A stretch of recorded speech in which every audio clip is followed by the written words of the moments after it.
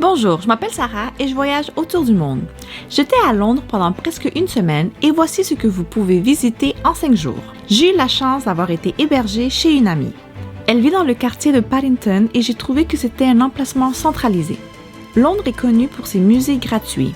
En tant que grande fan des musées d'archéologie et d'histoire, le premier endroit que j'ai visité fut le British Museum. Bien qu'il soit gratuit, il est toujours conseillé de réserver son billet en ligne pour s'assurer une place car le musée est visité par de nombreuses personnes. Ce musée est devenu l'un de mes musées préférés en raison de la richesse des collections qu'il possède.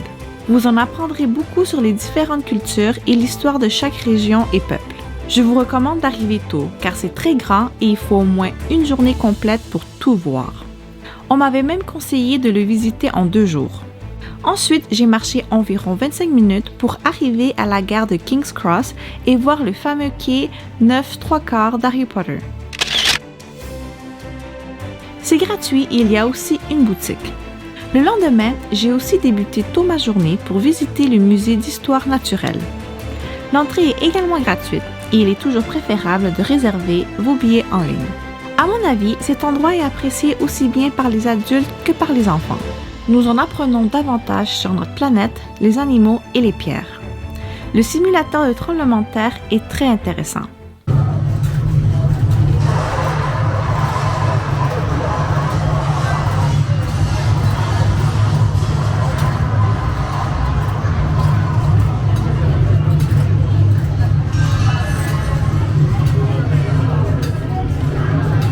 J'ai eu le temps de visiter l'autre musée qui se trouve juste en face, le Victoria and Albert Museum.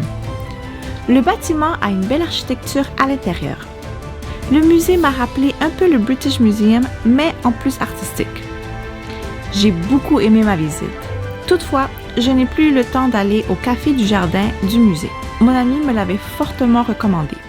Le lendemain, j'ai commencé à visiter les lieux payants tels que le Tower Bridge et Tower of London, en utilisant mon London Pass.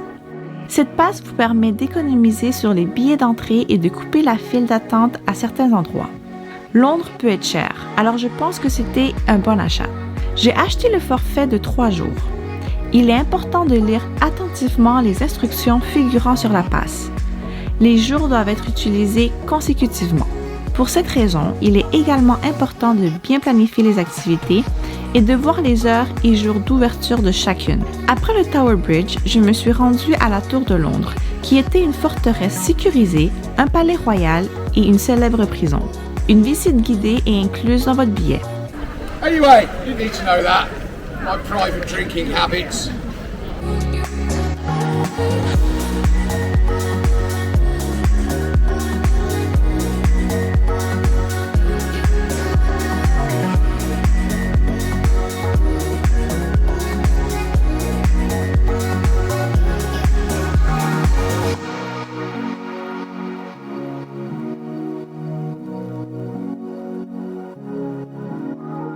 Le lendemain, j'ai commencé par la cathédrale de Saint-Paul. La vue est magnifique et il y a aussi des personnes importantes de l'histoire qui ont leur tombe dans la crypte. Je me suis ensuite dirigée vers le palais de Westminster, où se trouve le Parlement du Royaume-Uni et de l'Irlande du Nord. Quand je suis sortie du métro, ou comme on dit ici, the tube, je me suis retrouvée juste en face du célèbre Big Ben, la tour de l'horloge du palais. Malheureusement, le Parlement n'était pas ouvert au public ce jour-là. Je suis donc allée visiter l'abbaye de Westminster, où sont enterrés les rois, les reines et des personnes importantes. Presque tous les couronnements ont également eu lieu ici. Gardez toujours à l'esprit que les files d'attente peuvent parfois être très longues. Je ne partage que quelques photos, mais il y a beaucoup de détails à admirer, c'est très grand et plusieurs tombes sont impressionnantes. Et puis, encore une fois, je n'ai pas eu de chance. Le palais de Buckingham était également fermé au public le jour de ma visite. J'y étais pendant la première semaine de juillet et l'ouverture était prévue pour la mi-juillet. Le dernier jour avec ma passe, j'ai visité le palais de Kensington, lieu de naissance de la reine Victoria. La princesse Diana résidait également dans ce palais. Ce jour-là, des gens sont venus commémorer son anniversaire, le 1er juillet. L'après-midi, j'ai pris le fameux autobus touristique de 2 étages. le bus Hop On Hop Off, qui fait le tour des sites touristiques et les plus emblématiques de Londres. Il y a tellement de beaux quartiers où je n'ai pas eu le temps de me promener, alors ce tour m'a permis de jeter un coup d'œil rapide sur chacun d'entre eux.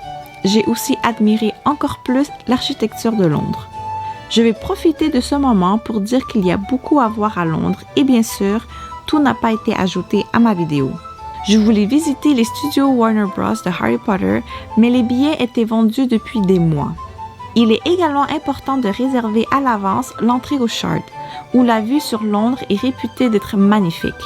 Il existe également des marchés célèbres tels que Borough, Camden et Portobello.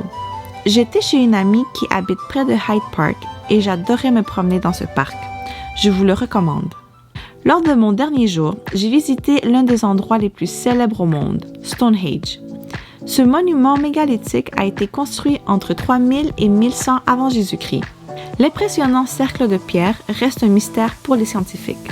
L'une des théories les plus connues est que ce site était sûrement un site spirituel.